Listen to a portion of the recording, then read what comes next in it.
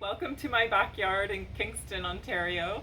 I'm here with my mom, Bonnie McTaggart, and my name is Jill Bryant. We're both co-authors of the Wilderness Cookbook, a guide to good food on the trail. The origin story is kind of interesting. At that time I was a university student and I went on trips with my university friends, and then along came my mom on a trip that I went on with her, and that changed everything. I remember that trip. I had prepared dinner. We were around a campfire, and you said, "Oh, Mom, I'm going out camping next weekend with my university friends. What's in here?" And I'm teasing at you because I said, "Well, you're the one that's studying English at university. If you want to write things down," because I just cooked out of my head at that time. You said, "Well, I want these recipes. We need to make a cookbook." And I thought, well, if anybody's making a cookbook, you can make the cookbook, but I'll write the recipes down for you.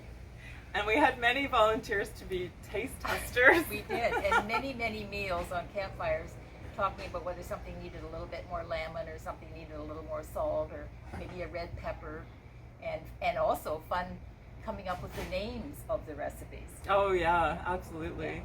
But early days, we realized that dehydrating was the key, that you have to have food that's dehydrated to last out on a canoe trip, to have good food. Yeah, and we all really like having lots of vegetables in our meals. Mm-hmm. So the idea of just having plain pasta with oil or flavoring didn't appeal to us. We wanted to have lots of veggies. Yeah. Dehydration is the way to do that. Yeah. And with dehydration, most of the preparation is in the kitchen, so it's really not labor intensive at the campsite at all, which is really nice after you've been paddling all day and you're really tired, and all you have to do is put all of the ingredients in a pot and with water, and they rehydrate for 30 minutes to 60 minutes, and then you cook them on your camp stove or campfire and enjoy the delicious food. So today the meal that we'll be looking at is Moroccan Couscous, which is one of my personal favorites. It's really yummy, and it's one of the medium weight and bulk meals that we have. So that's something you can look at. You can, if you're hiking and weight is really important, you can choose the very lightest weight meals. And sometimes we eat the heavier meals first so we don't have to portage them too many times. Those are all things that you can think about with your planning. So for dehydrating the vegetables that go into the different meals, you can use either your oven at the very lowest temperature and a baking sheet with a piece of parchment paper, or you can use a food dehydrator that's made specifically for that purpose. My food dehydrator is a $40 food dehydrator, and it works great. But when you're starting off, you might prefer the oven, as I did for many years. So you have a baking sheet, put a piece of parchment paper on to prevent the vegetables from sticking, and you just space everything out nicely, and then you pop them in the oven. I would have preheated this, of course. So you have it on bake, and then you put it at the very lowest temperature that your oven is capable of doing. And then I just get a wooden spoon and put that in the door to stop it from shutting. And what that does is it just gives you more air circulation. So it's a very, very low heat, and it usually takes at least 8 hours to dry most vegetables. In the meantime, you can be working and doing whatever, just come down and check it once in a while.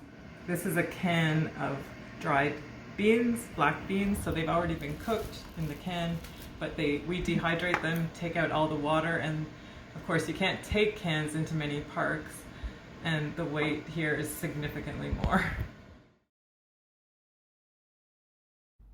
First, prepare all of the ingredients for dehydration.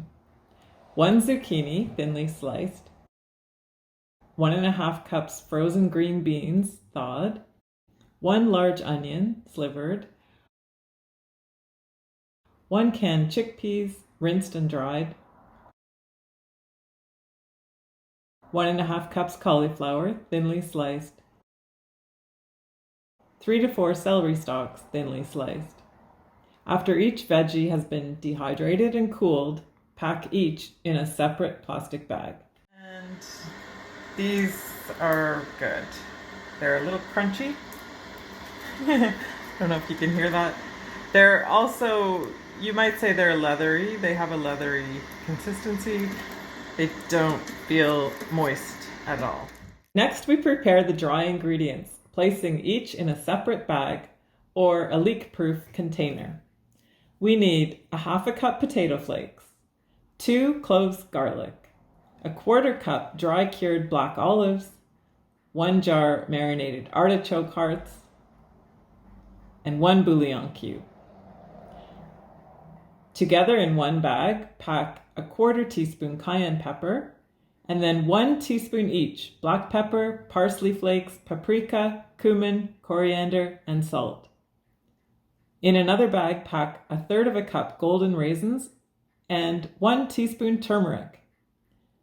Then we need 1.5 cups couscous in a separate bag and a small bag with 1/3 cup slivered almonds. Wrap all the ingredients in a labeled heavy plastic bag with at campsite instructions inside. Now it's time to rehydrate the vegetables that we worked so hard to take all the water out of. Now we're going to let the water go back in. This is about 6 cups of water.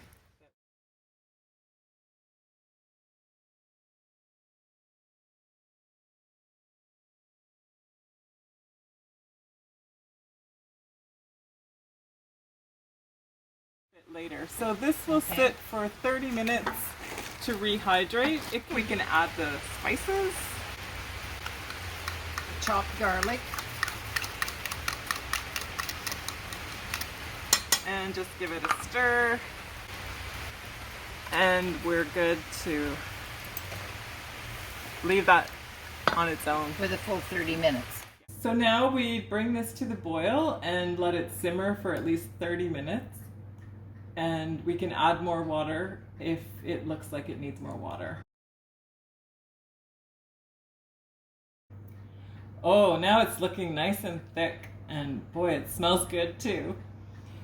So we're about 5-10 minutes from eating, so this is a good time to add the artichoke hearts with their marinade, and we can add the olives. These are dry cured olives, so they're not packed in oil, which is a nice bonus.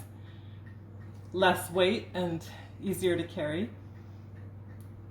And then these just simmer, stir and simmer for another 5 minutes. Next, we use a smaller pot with 1.5 cups of water in it. We bring that to the boil with the raisins and turmeric, which we have all together in one little baggie.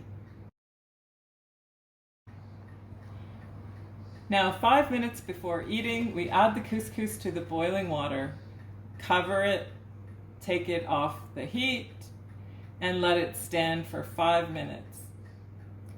Then remove the lid and fluff the couscous with a fork. It looks delicious.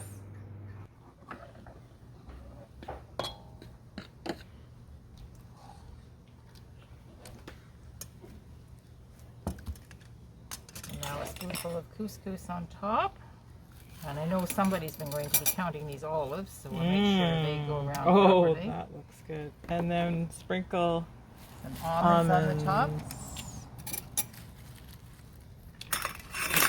And there it is. Moroccan couscous.